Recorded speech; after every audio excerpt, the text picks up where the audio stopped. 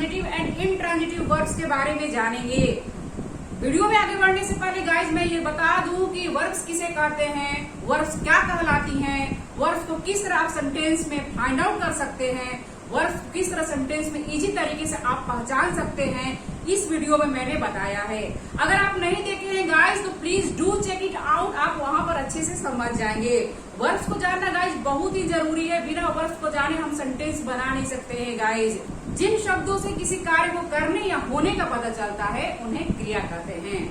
Verbs को guys दो मुख्य भागों में बांटा गया है, helping verb and main verb. Helping verb को भी गाइज दो भागों में बांटा गया है, यानी दो प्रकार के हेल्पिंग वर्ब्स होते हैं, primary auxiliaries and model auxiliaries. इनके ऊपर मैं वीडियो बनाई हूँ गाइज, अगर आप नहीं देखे तो please do check it out, वहां पर आप अच्छे से समझ जाएंगे।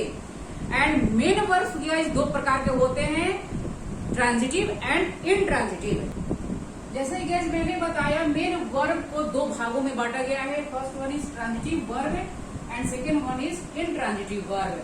ट्रांजिटिव वर्ब को गाइज हिंदी में सकर्मक क्रिया कहते हैं। सकर्मक क्रिया का मतलब होता है जिस क्रिया के पास कर्म हो, यहाँ पर कर्म का होना जरूरी है गाइज, जिस क्रिया के पास कर्म हो उसे सकर्मक क्रिया कहते हैं, ट्रांजिटिव वर्ब कहते हैं।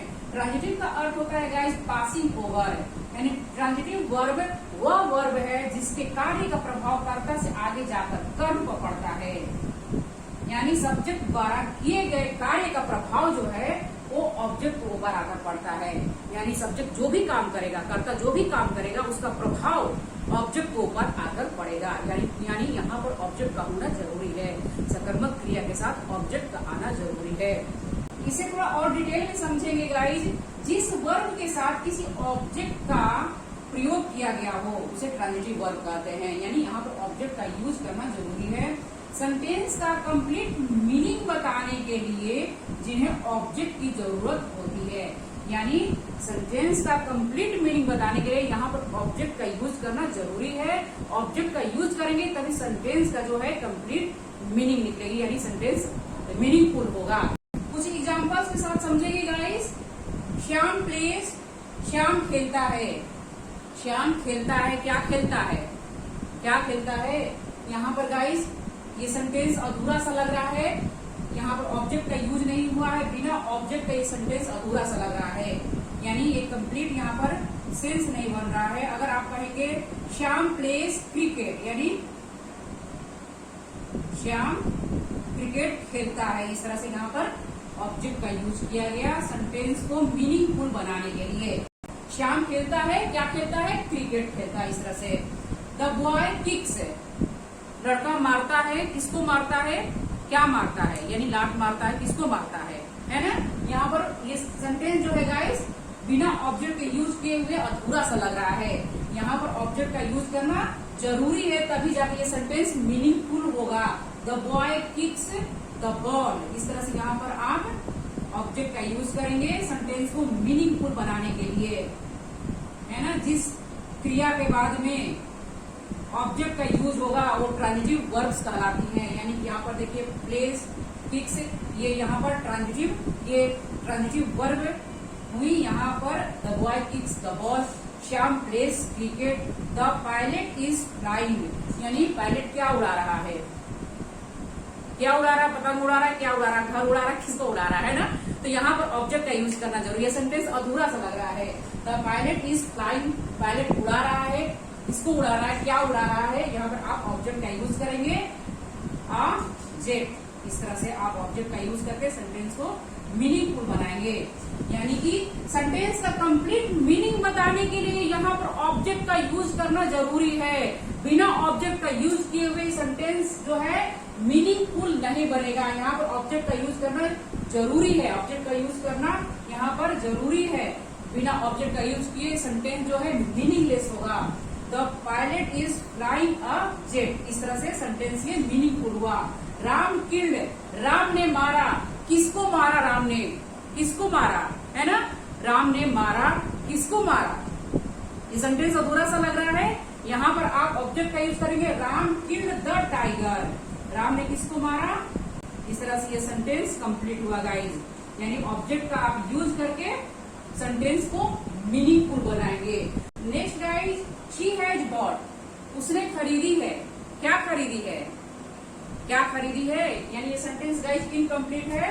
अगर यहाँ पर आप ऑब्जेक्ट को यूज करेंगे, she has bought a pen, कोई भी ऑब्जेक्ट का यूज कर सकते हैं। She has bought a house, इस तरह से कोई भी आप ऑब्जेक्ट को यहाँ यूज करके सेंटेंस को मीनिंगफुल बनाएंगे। She has bought a pen, उसने एक पेन खरीदी है, इस तरह से। हु नोज, कौन जानता है। व्हाट, क्या, ये सेंटेंस इनकम्प्लीट है गाइस, अधूरा सा लग रहा है ना। हु नोज, क्या, हु नोज क्या, कौन जानता है। इस तरह से यहाँ पर आप ऑब्जेक्ट का यूज करेंगे। हु नोज द आंसर, तो ये सेंटेंस गाइस कंप्लीट हुआ, यानी कि यहाँ ऑब्जेक्ट को यूज करके सेंटेंस को आप मीनिंगफुल बनाएंगे। हु नोज द आंसर, यानी इस आंसर को कौन जानता है। इस तरह से यहाँ पर ये सेंटेंस मीनिंगफुल हुआ। आई सॉ यस्टरडे, मैंने कल देखा, क्या देखा। व्हाट, क्या देखा, यहाँ पर आप यूज करेंगे आई सॉ हिम यस्टरडे, मैंने उसे कल देखा। इस तरह से ये जो सेंटेंस है गाइस मीनिंगफुल हुआ। इस तरह से guys beam, the answer, a pen, the tiger, a jet, the ball, cricket, ये ऑब्जेक्ट हैं। और इनके पहले जो ये वर्ब्स आए हैं गाइस, जैसे plays, kicks, flying, killed, watch, knows and saw, ये यहाँ पर ट्रांजिटिव वर्ब्स हैं, क्योंकि ट्रांजिटिव वर्ब्स के बाद में ऑब्जेक्ट का यूज करना जरूरी है। और इस ऑब्जेक्ट का यूज करके ही सेंटेंस को मीनिंगफुल बना सकते हैं। यानी सेंटेंस का कंप्लीट मीनिंग बताने के लिए जिन्हें ऑब्जेक्ट का जरूरत होती है, यानी इन वर्ड्स को ऑब्जेक्ट की जरूरत होती है सेंटेंस को मीनिंगफुल बनाने के लिए, कंप्लीट मीनिंग बताने के लिए। ये ट्रांजिटिव वर्ब्स हैं या नहीं, इसको पहचानने के लिए गाइस मैं एक ट्रिक बता रही हूँ। जैसे आप वर्ब में क्या या किसको लगाएंगे और जब कुछ उत्तर मिलेगा तो वहां पर वो ट्रांजिटिव वर्ब समझ लीजिएगा। क्या या किसको, व्हाट या होम का यूज करेंगे और जो उत्तर मिलेगा तो वहां पर वो ट्रांजिटिव वर्ब्स होंगी, उत्तर नहीं मिलेगा तो वो इंट्रांजिटिव वर्ब्स होंगी। जैसे श्याम प्लेज, श्याम प्लेज यानी प्लेज, यहाँ पर खेलने का काम हो रहा है, खेलने का काम हो रहा है ना। क्या काम हो रहा है, खेलने का, है ना। तो यहाँ पर क्या खेलने का काम हो रहा है, यहाँ पर क्या लगाएंगे, क्या खेलने का काम हो रहा है। जवाब मिल रहा है कुछ, क्रिकेट, कुछ उत्तर मिल रहा है। अगर कुछ उत्तर मिले तो वहां पर वो ट्रांजिटिव वर्ब्स होंगी, यानी कि श्याम प्लेज, श्याम खेलता है, खेलता है। इस वर्ब में आप लगाएंगे क्या, क्या खेलता है, क्या, तो यहाँ पर जवाब मिल रहा है ना, क्रिकेट, क्रिकेट खेलता है। तो यहाँ पर ये आप समझ लीजिएगा ट्रांजिटिव वर्ब्स होंगी। ये प्लेस ट्रांजिटिव वर्ब्स है, क्योंकि ये जवाब मिल रहा है, जवाब में कुछ मिल रहा है आपको। क्या खेलता है, क्रिकेट खेलता है। इस तरह से प्ले यहाँ पर ट्रांजिटिव वर्ब हुई। गाइस इस तरह से आप बहुत इजी तरीके से पहचान सकते हैं कि सेंटेंस जो है, सेंटेंस में ट्रांजिटिव वर्ब है या इंट्रांजिटिव वर्ब है।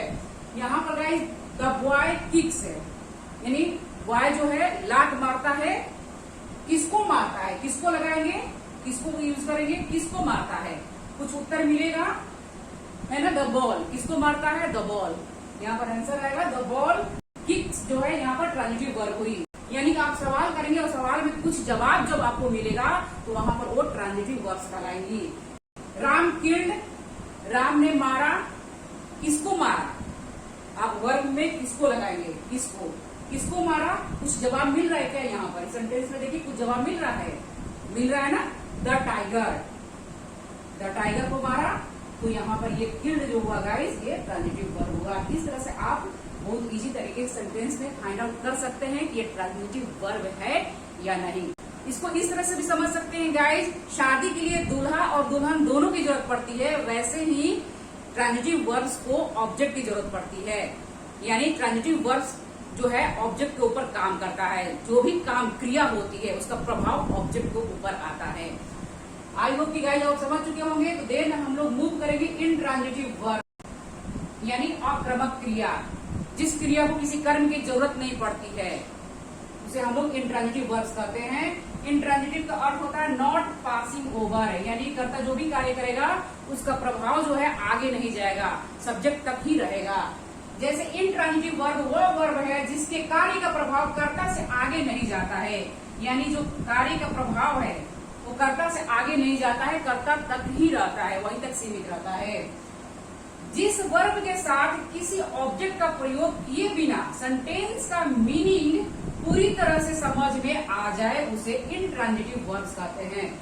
यानी यहाँ पर ऑब्जेक्ट का यूज किए बिना ही सेंटेंस का जो मीनिंग है गाइस पूरी तरह से समझ में आ जाए उसे इंट्रांजिटिव वर्ब्स कहते हैं। जैसे राम लाफ्स, राम हंसता है ना।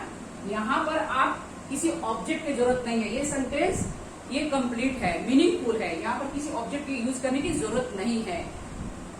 राम लाफ्स, राम हंसता है, यहाँ पर किसी ऑब्जेक्ट की जरूरत नहीं है भाई, ये सेंटेंस तो बिल्कुल कंप्लीट है, अर्थपूर्ण है ना।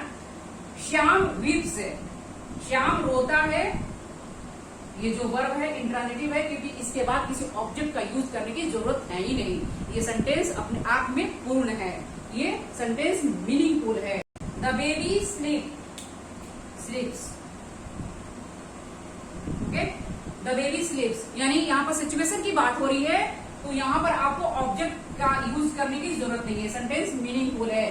बर्ड्स फ्लाई, है ना, चिड़िया उड़ती हैं, इस तरह से यहाँ पर ये फ्लाई उड़ती हैं, क्या ऑब्जेक्ट, किस ऑब्जेक्ट की जरूरत है, नहीं है, बिल्कुल नहीं है, ये सेंटेंस अपने आप में कंप्लीट है, इनको किसी ऑब्जेक्ट की जरूरत नहीं है। ये बताते हैं कि भाई मैं कंप्लीट हूँ, मुझे किसी की जरूरत नहीं है। तो यहाँ पर आप समझिएगा ये जो वर्ब्स है गाइस इंट्रांजिटिव है। Ram is driving carefully, driving guys यहाँ पर इंट्रांजिटिव वर्ब है और ड्राइविंग को ऐसे गाइस ट्रांजिटिव वर्ब्स के रूप में भी हम लोग यूज कर सकते हैं। जैसे राम इज ड्राइविंग केयरफुली, यहाँ पर आप लिखेंगे Ram is driving his new car. यहाँ पर अगर आप ऑब्जेक्ट का यूज करेंगे तो ये सेंटेंस जो है ट्रांजिटिव, यहाँ वर्ब जो है ये ट्रांजिटिव वर्ब होगी। यानी ड्राइविंग को आप transitive verb and intransitive verb दोनों ही रूप में यूज कर सकते हैं। इस तरह से गाइस यहाँ पर आप सवाल करेंगे क्या किसको, जवाब में कुछ भी नहीं मिलेगा, है ना, किसको, व्हाट किसको, यहाँ पर कुछ है ही नहीं, कुछ नहीं जवाब मिलेगा। इस तरह से गाइस आई होप कि आप समझ चुके होंगे इंट्रांजिटिव वर्ब्स के बाद ऑब्जेक्ट का यूज करने की जरूरत नहीं है। बिना ऑब्जेक्ट का यूज किए सेंटेंस का मीनिंग पूरी तरह से समझ में आ जाता है। राम लाफ्स, राम हंसता है, शी वीप्स, वह रोती है, यहाँ इसके आगे ऑब्जेक्ट यूज करने की जरूरत नहीं है। कुछ ऐसे ही इंट्रांजिटिव वर्ब्स और होते हैं गाइस, जैसे स्लीप, इसके बाद आपको ऑब्जेक्ट का यूज करने की जरूरत नहीं है। And then die, he died, वह मर गया, यहाँ पर ऑब्जेक्ट के यूज करने की जरूरत है ना, मर गया, तो अब यहाँ पर ऑब्जेक्ट की क्या जरूरत है ना। ही डाइड हुआ, अराइव हुआ, ही हैज अराइव्ड, इस तरह से यहाँ पर ऑब्जेक्ट की यूज करने की जरूरत है। ये वर्ब्स जो है इंट्रांजिटिव है। एंड देन गाइस कुछ वर्ब्स ऐसे होते हैं जिन्हें ट्रांजिटिव एंड इंट्रांजिटिव दोनों ही रूप में यूज किया जाता है। जैसे स्पीक है गाइस, स्पीक, जैसे ही स्पीक्स इंग्लिश है, यहाँ पर आप ऑब्जेक्ट का यूज करेंगे तो ये स्पीक्स है गाइस, ये यहाँ पर ट्रांजिटिव वर्ब होगी। अगर आप बोलते हैं ही स्पीक्स फास्ट या ही स्पीक्स ओनली आप बोलेंगे तो ये यहाँ पर इंट्रांजिटिव वर्ब है, क्योंकि यहाँ ऑब्जेक्ट की यूज करने की जरूरत नहीं है, वह बोलता है ना, या आप लिख सकते हैं ही स्पीक्स फास्ट, इस तरह से। तो यहाँ पर ये जो स्पीक्स है ये ट्रांजिटिव वर्ब है, लेकिन यहाँ पर स्पीक्स है इंट्रांजिटिव वर्ब है, क्योंकि यहाँ पर आपको बिना ऑब्जेक्ट यूज किए सेंटेंस मीनिंगफुल है। इस तरह से गाइस स्पीक को आप ट्रांजिटिव एंड इंट्रांजिटिव वर्ब के रूप में यूज कर सकते हैं। ड्राइविंग को आप ट्रांजिटिव एंड इंट्रांजिटिव वर्ब के रूप में यूज कर सकते हैं। कुछ और भी ऐसे वर्ब्स हैं गाइस जिन्हें आप ट्रांजिटिव एंड इंट्रांजिटिव वर्ब के रूप में यूज कर सकते हैं। आई होप कि गाइस अब आप समझ चुके होंगे transitive verb and intransitive verbs को। आज के बाद आप कभी भी कंफ्यूज नहीं होंगे। तो गाइस अगर वीडियो अच्छी लगे तो अपने दोस्तों में जरूर से जरूर शेयर करें गाइस। चैनल पर नए हैं तो सब्सक्राइब कर दे और लाइक जरूर कर दे गाइस। आज के लिए बस इतना ही, नेक्स्ट वीडियो मिलते हैं, तब तक के लिए थैंक यू, धन्यवाद।